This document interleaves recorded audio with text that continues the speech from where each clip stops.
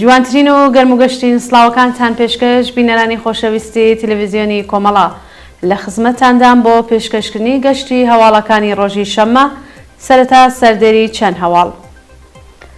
سەپاندنی تۆمەتی ئەفسادولفیلئەرز بەسەر سێ بەندکراوی بۆکان، مەترسی دیپۆرتکردنەوەی خۆپیشاندەرێکی شۆڕشی ژینە لە وڵاتی سوید، برینداربوونی چەند کەس بەهۆی تەقینەوە لە عەفرین، کۆبوونەوەی خەڵکی عێراق دژ بە سووتاندنی مازۆت، خانشینکردنی ئیجباری لیدا ئیسماعیلی لە کەرەج، هێرشی بەردەوامی ئیسرائیل بۆ سەر غەزە و برینداربوونی چەند کەس لە هێرشی پەهبادی بۆ سەر بنکەی ئەمریکا لە سووریا.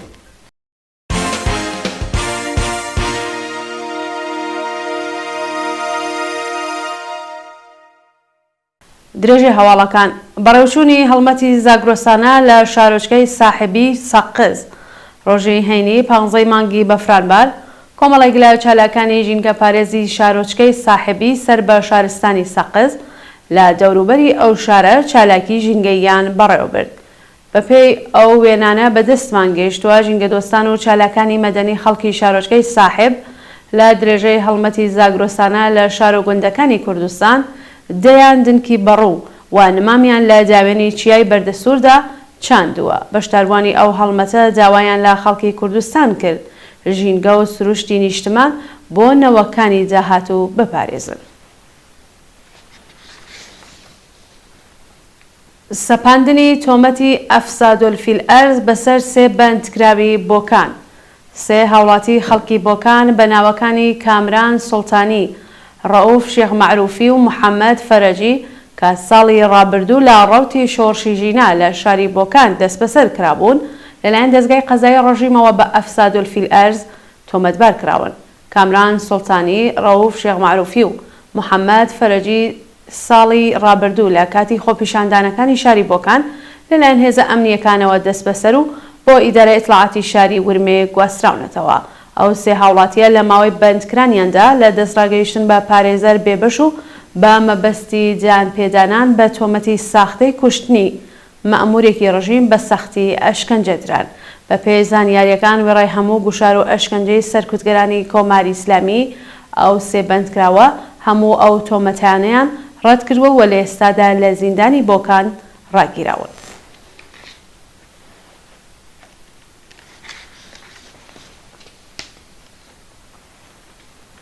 مەترسی دیپۆرتکردنەوەی خۆپیشاندەرێکی شۆڕشی ژینە لە وڵاتی سوید. بەپێی زانیاریەکان ماردین کاسی لە خۆپیشاندەرانی شۆڕشی ژینە لە شاری جوانڕۆ کە پاش ناسایی لەلایەن هێزە ئەمنیەکانەوە ناچار بە کۆچکردن بۆ دێرەوەی وڵات بووە، ئێستا لە وڵاتی سوید مەترسی دیپۆرتکردنەوەی لەسرە. بنەماڵەی ماردین داوا لە تەواوی ناوەندەکانی مافی مرۆڤ دەکەن بچن بە هانای کوڕەکەیانەوە و ڕێگە نەدەن ماردین ڕادستی جنایەتکارانی کۆماری ئیسلامی بکرێت. ماردین کاکاوەیسی تەمەنی تەنها 18 ساڵە و پاش ئەوەی لەلایەن ئیتلاعاتی سوپای پاسدارانەوە هەڕەشەی ڕەفاندنی نێکراوە ناچار بە کۆچکردن بۆ وڵاتی سوید بووە و ئێستا ئیدارەی پەنابەری ئەو وڵاتە ئەیەوێت دیپۆرتی ئێرانی بکاتەوە.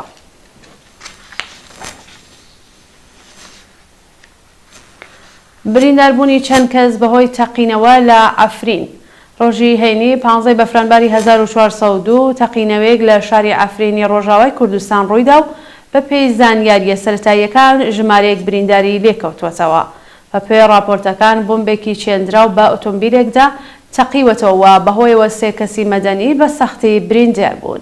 تا ئێستا هیچ لایەنێک بەرپرسیارەتی هێرشەکەی لە ئەستۆ نەگرتووە، بەڵام پێشتر ڕووداوی هاوشێوە بەهۆی ناکۆکی نێوان گروپە ئیسلامگەرەکانی سەر بە تورکیا ڕوویداوە و زۆربەی قوربانیەکان کەسانی سڤیل بوون. کۆبوونەوەی خەڵکی عێراق دژ بە سووتاندنی مازۆت. ڕۆژی هەینی 15 بەفرانباری 1402 کۆمەڵێک لە دانیشتوانی شاری عێراق بۆ جارێکی دیکە لە ناڕەزایەتی بە سووتاندنی مازۆت لە وزەخانەی ئەو شارە کۆبوونەوە. پاش کۆبوونەوەی چەند ڕۆژەی خەڵکی ئەردەکان ئەمە دوهەمین جارە خەڵکی عێراق دژ بە پیسبوونی هەوا ناڕەزایەتی دەرەبڕن، بەڵام هەردوو جار هێزە ئەمنیەکان پاش نیو سەعات کۆبوونەوەکەیان تێکداوە. ناڕازیان خوازیاری کۆتایی هێنان بە سووتاندنی مازۆت لە وزەخانەکان و بایەخدان بە تەندروستی خەڵک بوون. دیداری چالاکانی سنفی فەرهەنگیانی فارس لەگەڵ مهدی فەتحی. کۆمەڵێک لە چالاکانی سنفی فەرهەنگیانی فارس ڕۆژی هەینی 15 بەفرانبەری 1402 سەردانی یەکێک لە هاوکارەکانیان کرد بە ناوی مهدی فەتحی و لەگەڵ بنەماڵەکەی کۆبوونەوە.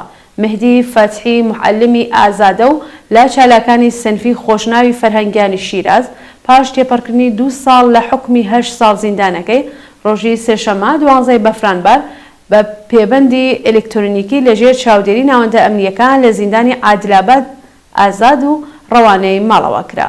ڕۆژی هەینی کۆمەڵێک لە چالاکانی سنفی پارێزگای فارس سەردانی ماڵی مهدیان کرد و پشتیوانی خۆیان لەو چالاکە فەرهەنگیە نیشاندا. دەست بەسەرکردنی خوێندکارێک لە شاری یەزد. مهدی سەعادەتی خوێندکاری بواری دەرمانسازی لە زانکۆی زانیاری پزیشکی سدوقی یەزد لەلایەن هێزە ئەمنیەکانەوە بە بیانووی ڕەخنەگرتن لە بەڕێوەبردنی مەراسمی قاسم سولەیمانی دەست بەسەر کرا. ڕۆژی پێنجشەممە 14 بەفرانبەری 1402 مهدی سەعادەتی خوێندکاری زانکۆی پزیشکی یەزد بە بیانووی بێڕێزی بە قاسم سولەیمانی لە تۆڕە کۆمەڵایەتیەکان لەلایەن هێزەکانی حکوومەتەوە دەست بەسەر کرا. بە پێی راپۆرتی میدیاکانی ڕژیم مهدی بە بڕیاری دادستانی یەزد دەست بەسەر کراوە و پەروەندەیەکی بۆ حراست و کمیتەی ئینزباتی زانکۆ نێردراوە.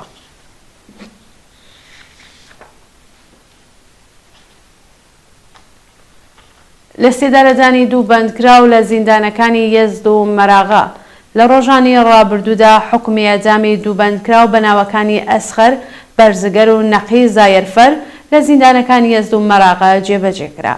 بە پێی راپۆرتەکان بەیانی ڕۆژی پێنجشەممە 14 بەفرانبەر ئەسخەر بەرزگەر تەمەن 32 ساڵ بە تۆمەتی پەیوەندیدار بە مادەی هۆشبەر لە زیندانی ناوەندی یەزد لە سێدارەدراوە.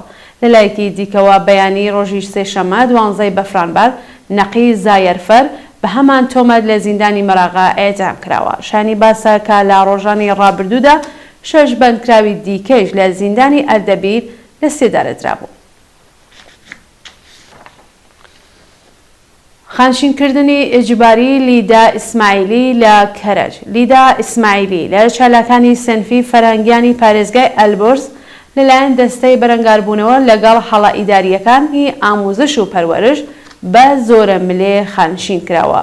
لیدا ئیسماعیلی پێشتر بە خانشینی ئیجباری مەحکوم کرابوو و ئەمجارە حکومەکەی لەلایەن دیوانی باڵای بەرەنگاربوونەوە لەگەڵ هەڵە ئیداریەکان پشتڕاست کراوەتەوە. ناوبراو هەروەها بە دوورخرانەوە بۆ پارێزگای هۆرموزگان مەحکوم کرابوو. بەڵام پاش تۆمارکردنی سکاڵا لە دژی ئەو حکومە سزاکەی هەڵوەشێنرا و لە کۆتاییدا بۆ ئاموزش و پەروەرشی ناحیەی دووی کەرەج دوورخراوە. شانی باسە کە پلەی پیشەی ئەو چالاکە سینفیە کەمە و لە مافی ڕیزبەندی بێبەری کراوە. ئەشکەنجەی دەرونی و جەستەیی ئەفشین بایمانی لە زیندانی ئەسەدابادی ئیسفەهان. بە پێی راپۆرتی کانونی مافی مرۆڤی ئێران ئەفشین بایمانی بەندکراوی سیاسی مەحکوم بە زیندانی هەتاهەتایی لە بەندیخانەی ئەسەدابادی ئیسفەهان پاش 23 ساڵ زیندان هێشتا لەلایەن بەرپرسانی زیندانەوە ئەشکەنجەی دەرونی و جەستەیی دەدرێت. بە پێی ئەو راپۆرتە بەرپرسانی زیندانی ئەسەدابادی ئیسفەهان ئەفشین بایمانیان لە دەرمان بێبەش کردووە و داوای بەرتیلی لێ دەکەن بۆ ئەوەی بینێنن بۆ بەشی نەشتەرگەری دڵ لە نەخۆشخانەی ئیسفەهان. ناوبراو بە مەبەستی وەرگرتنی چارەسەری پزیشکی لە زیندانی قزلحەساری کەرەج مەرەخەسی دەرمانی وەرگرتە. بەڵام ڕۆژی 30 سەرماوەزی ئەمساڵ لەلایەن هێزەکانی ڕژیمەوە دەست بەسەر و بۆ زیندانی ئەسەدابادی ئیسفەهان ڕاگوێزرا. هێرشی بەردەوامی ئیسرائیل بۆ سەر غەزا. ڕۆژی هەینی 15 بەفرانبەری 1402 ئەرتەشی ئیسرائیل چەند ناوچەی لە کەرتی غەزا بە چڕی بردومان کرد و لە کامی ئەو هێرشەدا چەندین فلستینی کوژرا و بریندار بوون. بە پێی زانیاریەکان ئەرتەشی ئیسرائیل دەیر بەلاح، مەنارە و خانیونسی بە چڕی بردومان کردووە و بە وتەی بەرپرسانی بێهداشتی غەزا 35 کەس کە زۆربەیان ژن و منداڵ بوون گیانیان لەدەستاوە و 6 کەسی دیکەش بریندار بوون. هاوکات هێرشەکانی ئیسرائیل بۆ سەر باشووری لوبنان بەردەوامە و هەردوو لە بنکەکانی یەکتریان تۆپباران دەکەن. بە وتەی بەرپرسانی حیزبوڵای لوبنان 9,000 کەس بەهۆی هێرشەکانی ئیسرائیل ئاوارە بوون. دووهەوامان سەبارەتە بە برینداربوونی چەند کەس لە هێرشی پەهبادی بۆ سەر بنکەی ئەمریکا لە سووریا بەهۆی هێرشە پەهبادیەکانی گروپی مەقاومی ئیسلامی بۆ سەر بنکەی سەربازانی ئەمریکا لە سووریا و عێراق چەند کەس بریندار بوون. ڕۆژی هەینی 15 بەفرانبار گروپی مەقاومی ئیسلامی بە درۆن هێرشی کرد سەر بنکەی نظامی هەریر لە پارێزگای نینەوە و بەڵام هیچ زیانێکی گیانی لێ نەکەوتوەتەوە. ڕۆژی پێنجشەممە 14 بەفرانبار بنکەی عین ئیسا ببوورن عین ئەسەد لە عێراق بنکەی نظامی ڕەکبان و مەیدانی نەوتی عومەر لە سووریا بە موشک و درۆن کرانە ئامانج و بەوتەی ڕێکخراوی چاودێری مافی مرۆڤی سووری چەند کەس لە ئاکامی ئەو هێرشەدا بریندار بوون. خۆشەویستان هەواڵەکانتان پێشکەشکرا هەر شاد و بەختەوەر بشین.